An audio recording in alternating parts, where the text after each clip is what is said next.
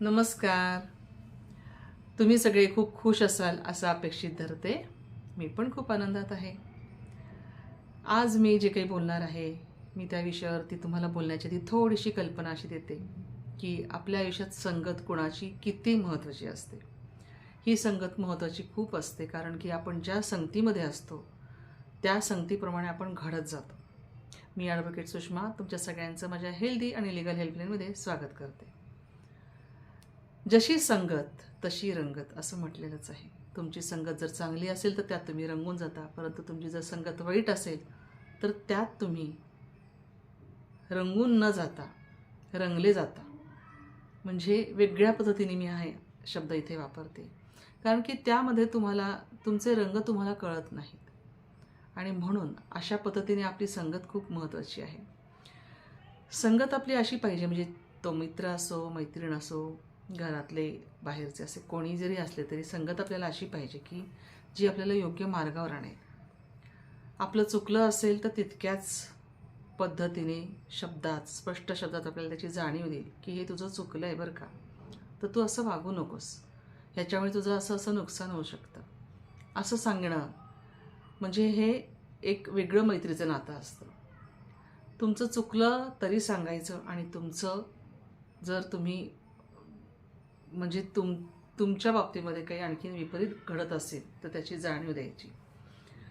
तुमची खोटी स्तुती नाही करायची. अशा पद्धतीचे सुद्धा मित्र, अशा पद्धतीची संगतसुद्धा आपल्याला चांगली लागू शकते. परंतु जर तुमची संगत चांगली नसेल, चांगल्या मित्रांची नसेल, तर मात्र काय होतं, तर तुम्हाला वाईट सवयी लागतात. म्हणजे जसं की गुन्हेगारी, सिगरेट पिणं, दारू पिणं, या सगळ्या गोष्टींसारख्या अशा सवयी तुम्हाला लागू शकतात.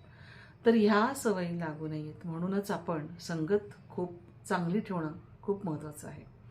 मग आता संगत चांगली ठेवायची म्हणजे नेमकं कोणाची संगत ठेवायची, तर आपल्याला साधारणपणे कळतं. एखाद्याच्या संगतीत आपण एक 3-4 दिवस राहिलो, खरं म्हणजे 3-4 दिवस हे खूप झाले, आपल्याला अगदी थोड्या वेळातच कळू शकतं की ही व्यक्ती कशी आहे. तर आपल्याला आपली जर चाणाक्ष नजर असेल तर आपल्याला कळतं एखाद्या व्यक्तीच्या बोलण्यावरनं, वागण्यावरनं की ती व्यक्ती कशा पद्धतीची आहे. जर का ती व्यक्ती तुमच्याशी ज्या पद्धतीने बोलते, वागते, त्याच्यावरून तुमच्या लक्षात आलं की हिची संगत चांगली नाही आहे, तिथून लगेच तुम्ही दूर व्हा. पण जर तुम्हाला एखाद्या व्यक्तीचं असं दिसलं की नाही, ही व्यक्ती विचारी आहे, अभ्यासू आहे, ही चांगलं बोलते, हिच्या बोलण्यामध्ये शालीनता आहे, प्रामाणिकपणा आहे, नम्रता आहे, मार्दवता आहे, आणि ही खोटं बोलत नाही आहे कुठलीही गोष्ट, असं जर तुम्हाला जाणवलं, तुम्ही त्या व्यक्तीची संगत नक्कीच धरू शकता. मग आता साधारणपणे अशा व्यक्ती कोण असतात, तर साधारणपणे बघा तुम्ही, कलाकार लोक जे असतात, विद्वान पंडित जे असतात, किंवा आणखीन अभ्यासू जे लोक असतात, एखाद्या विशिष्ट गोष्टीचं संशोधन करणारे जे लोक असतात, अशा लोकांमध्ये अशा गोष्टींना अजिबात वाव नसतो. या लोकांमध्ये खूप प्रामाणिकपणा असतो, मार्दवता असते, आणि ही लोक चांगल्या पद्धतीने आपल्याला गाईड करू शकतात आणि चांगल्या पद्धतीने आपल्याला त्यांची संगत मिळू शकते. तर अशा लोकांच्या जर आपण संगतीत राहिलो तर आपला नक्कीच फायदा होतो. कारण बघा, असं म्हणतातच की ताडीच्या झाडाखाली बसून जर तुम्ही दूध प्यायलात तर तुम्ही ताडीच पिताय हे लोक गृहीत धरतात. किंवा a person known by company he keeps, म्हणजे ज्याच्या संगतीत तो राहतो त्यामुळे तो ओळखला जातो. म्हणजे तुमचा स्वभाव खूप चांगला असेलही, परंतु जर तुमच्या सोबत असणारी तुमची संगत जी आहे, ती जी व्यक्ती आहे, तिचे जर विचार चांगले नसतील तर लोक म्हणतील की हा ह्याच्यासोबत आहे म्हणजे हा तसाच असणार आहे, असं ओळखलं जातं. आणि म्हणून त्यांनी असं म्हटलं की person known by the company he keeps. ज्या पद्धतीने ज्या संगतीत तो राहतो त्यावरून तो ओळखला जातो. तसंच तुम्ही बघा, असं की रस्त्यावर फिरणारी कुत्री असतात, त्यांना आपण कुत्री म्हणतो, परंतु हेच कुत्रं जर समर्थांच्या दारी श्वान, सर्व देतेसे त्यालाही मान. म्हणजे श्वान हा समर्थांच्या संगतीमध्ये राहतो, समर्थांना तर सगळेच मानतात, मग जो श्वान समर्थांच्या संगतीत राहतो त्यालासुद्धा सगळे नमस्कार करतात, त्यालासुद्धा मान देतात. परंतु जी रस्त्यावर फिरणारी कुत्री आहेत, भटकी कुत्री आहेत, त्यांना आपण श्वान म्हणतो का, किंवा त्यांना मान देतो का? नाही, त्यांना आपण हाडहाड करतो. तर म्हणून म्हणलं की संगतीचा हा परिणाम खूप मोठा असतो. सगळी छोटीशी एक उदाहरण तुम्हाला देते की चहाच्या टपरीवर जर तुम्ही गेलात सकाळी सकाळी आणि जर तिथे बसलात तर तुमच्या लक्षात येईल की जो मित्र किंवा जो शेजारी तुम्हाला म्हणतो की मी कधी सिगारेटच्या थोटकाला हातसुद्धा लावलेला नाही आहे, असा जो म्हणतो तोच तिथे सकाळी सिगरेट प्यायला आलेला असतो. त्या टपरीवर बसल्यानंतर तुम्हाला बऱ्याच लोकांचे विचार कळतात, त्यांचं आचार दिसतात. त्यावरून तुमच्या लक्षात येतं की ही लोकं काय आहेत. आणि त्यामुळे तुम्ही एखाद्या मंदिरात जर गेलात तर तुमच्या लक्षात येईल की एक आजी रोज तिथं फक्त फुलं देवाला वाहण्यासाठी येते. किंवा अभ्यासिकेत गेलात, लायब्ररीत गेलात तर तुम्हाला तिथे सगळी मुलं अशी मन लावून अभ्यास करताना दिसतील. म्हणून आपण कोणाच्या संगतीत राहतो हे खूप अगदी महत्त्वाची गोष्ट आहे. जशी संगत असते तसा आपल्या मेंदूचा विचारसुद्धा असतो. म्हणजे मेंदूचे बघा तुम्हाला सांगते, एक अंतर्गत आणि एक बाह्य मेंदू आपण ज्याला म्हणतो, बहिर्गत, असे दोन मेंदूचे प्रकार असतात. म्हणजे तुम्ही आतून जो विचार करता ह्याचासुद्धा संगतीचा परिणाम आहे. तुमच्या मेंदूची संगत, तुमची मेंदूची संगत कोणाशी जोडलेली आहे, तुमची संगत ज्याच्याशी जोडलेली आहे त्याच्याशी तुमच्या मेंदूची संगत जोडलेली आहे. तर तुमच्या मेंदूमध्ये जर चांगले विचार असतील तर तुम्हाला सगळं जग चांगलं दिसेल, सगळी सृष्टी सौंदर्याने भरलेली दिसेल. परंतु तुमच्या मनात जर विचार वाईट असतील, विकृत असतील तर तुम्हाला सगळं जग वाईट दिसायला लागतं. छोट्या छोट्या गोष्टीमध्ये आपण वाईट बघायला सुरुवात करतो. आता हे झालं अंतर्मनाचं. म्हणजे तुमच्या मनाच्या आत काय आहे त्याप्रमाणे तुम्हाला बाहेर दिसतं. पण आता बाह्य जगामध्ये जे काही घडतं तर ते जगात जे घडणाऱ्या गोष्टी आहेत तर त्यासुद्धा ज्या गोष्टी आहेत त्या आपल्या अवतीभोवती खूप विचित्रसुद्धा घडतात. त्याच्यामुळे आपण बाहेर जे घडतं, बाह्य जगात जे घडतं हे जे आपण बघतो तर ते बघत असताना आपल्याला असं वाटतं की नाही, जगामध्ये काही चांगलं नाहीच आहे. मग ते बाहेरचं जे आपण आता म्हणजे बॉम्बस्फोट बघतो, अपघात बघतो, दरोडे बघतो, हल्ले बघतो, मुलींवरती होणारे अत्याचार बघतो, हे सगळं जे आपण बघतो ते आपल्या मनात कुठंतरी अंतर्मनात त्याचं नोंदणी होत असते. त्यामुळे आपलं अंतर्मन कसं विचार करायला लागतं मग की हां, असंच आहे जग सगळं. पण आपण म्हणून म्हटलं की आपल्या मेंदूची सुद्धा संगत, आणि ती मेंदूची संगतसुद्धा खूप चांगली असणं गरजेचं आहे. आणि त्या मेंदूची संगत चांगली असणं गरजेचं असण्यासाठी आपण चांगल्या संगतीत, चांगल्या विचारात राहणं हे खूप गरजेचं आहे. आता तुम्ही दिवसभर जेव्हा घरी असता तेव्हा तुम्ही किंवा कुठेही ऑफिसमध्ये असता तेव्हा तुम्ही ऑफिसमध्ये काय दृश्य बघता, तिथे काय वातावरण बघता, त्याचासुद्धा आपल्या संगतीचा परिणाम होत असतो आपल्यावरती. तिथे कोणाकोणाची संगत तुमच्याकडे आहे. किंवा तुम्ही घरी असताना जेव्हा टी व्ही बघता तेव्हा तुम्ही टी व्हीवरती काय बघता हे खूप महत्त्वाचं आहे. टी व्हीवर जर तुम्ही चांगले प्रोग्राम्स बघत असाल तर नक्कीच तुम्हाला तुमचे विचार चांगले होतील. तुम्ही कार्टून बघत असाल तर तुमचा दिवस आनंदात जाईल. परंतु तुम्ही टी व्हीवरती काहीतरी भंकस प्रोग्राम्स बघत असाल तर तुम्हाला तसेच तुमचे विचार बनणार. जर तुम्ही बातम्या वाचताय, बातम्यामध्ये तुम्ही पेपर वाचताना काही चांगलं वाचत असाल किंवा एखादं चांगलं वाचन करत असाल तर तुमचे विचार नक्की चांगले बनतील. परंतु तुम्ही जर विचार असे म्हणजे हे बघत असाल, व्हिडिओ बघत असाल, तुमचे विचार तसेच बनणार. तुमच्या डोक्यामध्ये सतत तेच येणार. म्हणून आपण जे विचार करतो किंवा आपण जे बोलतो ते खूप महत्त्वाचं आहे. आणि त्यासाठीच आपण विचार आपले चांगले ठेवणे खूप गरजेचं आहे.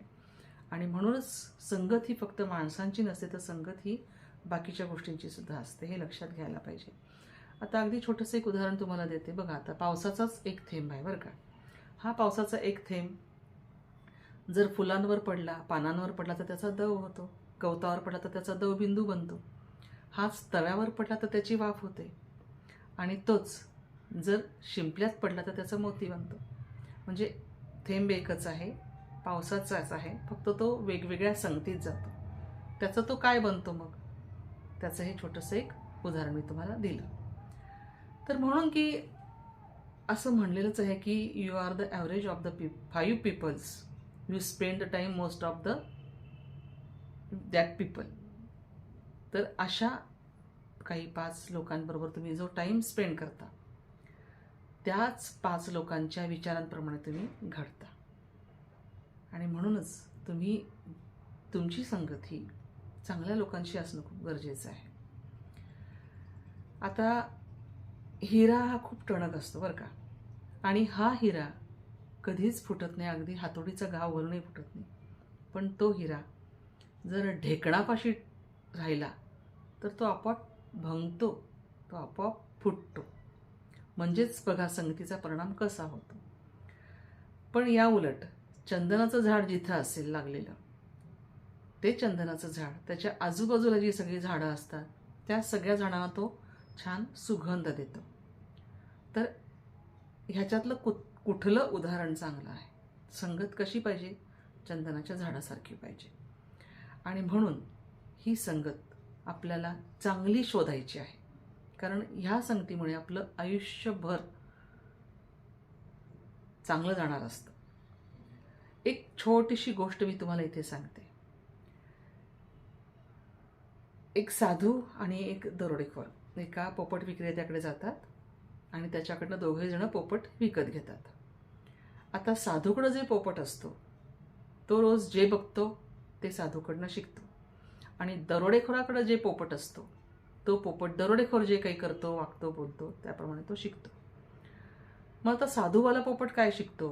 तर साधू रोज सगळ्यांना नमस्कार करतो, राम राम म्हणतो, त्यांना घरी बोलून पाणी विचारतो, विश्रांती घेण्यासाठी सांगतो, त्यांचं स्वागत करतो. पण दरोडेखोराकडचा जो पोपट असतो तो काय करतो? तो दरोडेखोराचा पोपट सकाळी सकाळी उठल्यानंतर दरोडेखोर सगळ्यांना शिव्या घालतो हे बघतो, त्यामुळे तो शिव्या द्यायला शिकतो.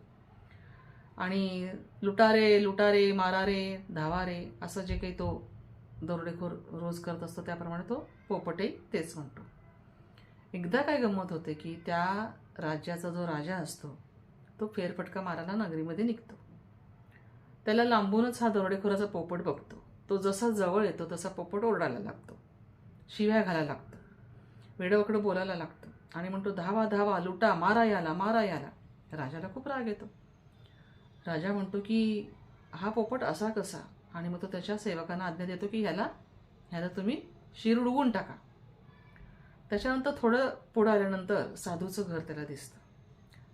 मग साधूच्या घरापाशी गेल्यानंतर तिथे पण तो जो पोपट असतो तो लगेच राजाला काय म्हणतो, राम राम, म्हणजे राम राम असं म्हटल्यानंतर, तुम्ही या, आमच्याकडे पाणी घ्या, चहा घ्या, तुमचं स्वागत आहे, असं छान तो त्या पोपटाने त्या राजाचं स्वागत केलेलं असतं.